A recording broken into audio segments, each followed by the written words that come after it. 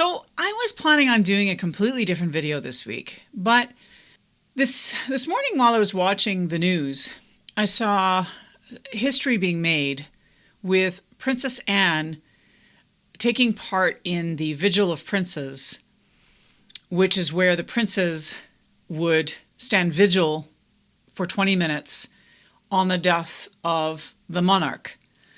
And never in history has a woman, a female princess, been a part of that process. And it had me thinking about Princess Anne.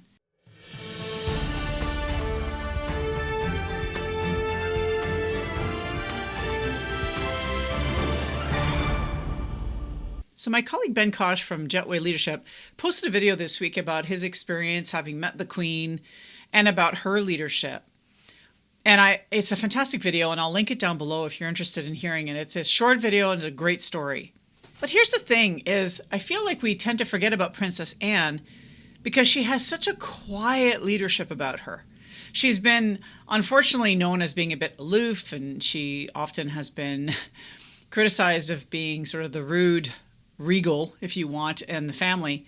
But her quiet approach has kind of had her sort of, for lack of better words, running under the radar, but in the meantime being one of the busiest royals in the entire family and has led a number of initiatives over the course of her royal life and career. The Vigil of Princes is just one thing where she led the way. Having never really done any research on Princess Anne and not really thought much about her, to be honest, seeing her this morning at being part of the vigil and seeing the emotion behind it, even though she was pretty stoic and all of the princes were pretty stoic for the most part, she historically has been breaking the mold on a number of things. She challenges the process routinely. In fact, in the 70s, she broke the mold when she visited remote areas in Africa because she wanted to see, and I'm going to quote from an article here that I can link down below as well, where it says, she insisted on seeing firsthand what Save the Children needed to do. And she's been widely praised for her leadership skills in ensuring projects were carried out where children were most in need. Where her leadership was required, Princess Anne quietly stepped up. Recognizing Queen Anne's leadership and capacity to provide leadership, the Queen appointed her to a number of positions of great importance, one of which was the Master of the Royal Victorian Order, which is the order of knighthood. So those that determine who gets knighted fell under her purview. And she's also been Her Majesty's High Commissioner to the General Assembly to the Church of Scotland. She has held leadership positions on behalf of the royal family and has been associated with over 300 organizations, of which 200 of she has been, worked with in some official capacity. One of which was Save the Children, which she served as president from 1970 to 2017. Like, think about that. President is not an inconsequential position. It's a position of leadership. And the Queen believed that Anne had a knack for finding ways through difficult situations, that she has a quiet diplomacy about her that allows her to break through people's barriers and find solutions to problems. If that doesn't scream leadership, I don't know what does. And in 1990, she led the charge by going to the Soviet Union on behalf of the Queen to tour that nation, which was like the first member of the royal family to go to Russia or to the Soviet Union in over 70 years. And apparently her tour was such a great success that it actually helped to smooth over some of the relations between the US and Russia at that time.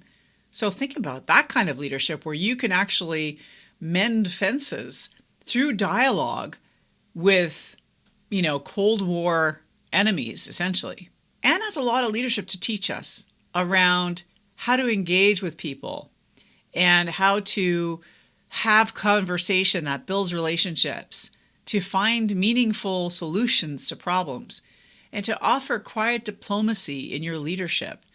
We women often struggle with trying to find a balance between being a leader and being a woman. And I think that Anne kind of has that dialed in.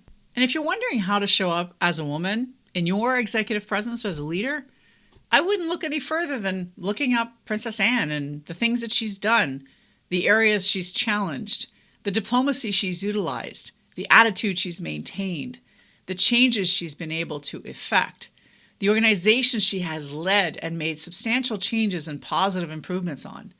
Because we don't have to look very far.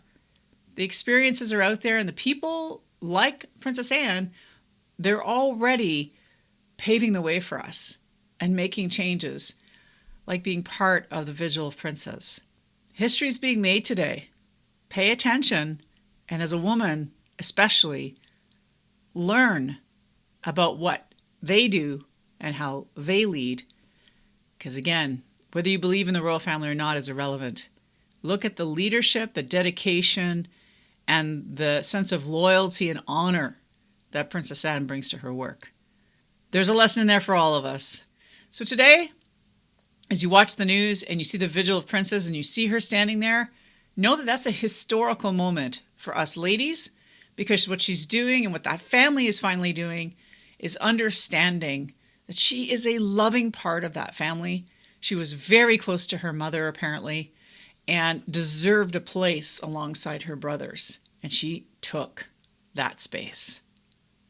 Thanks again for watching this week. I do appreciate you being here. If you like this kind of content, make sure you subscribe, and I'll see you next week.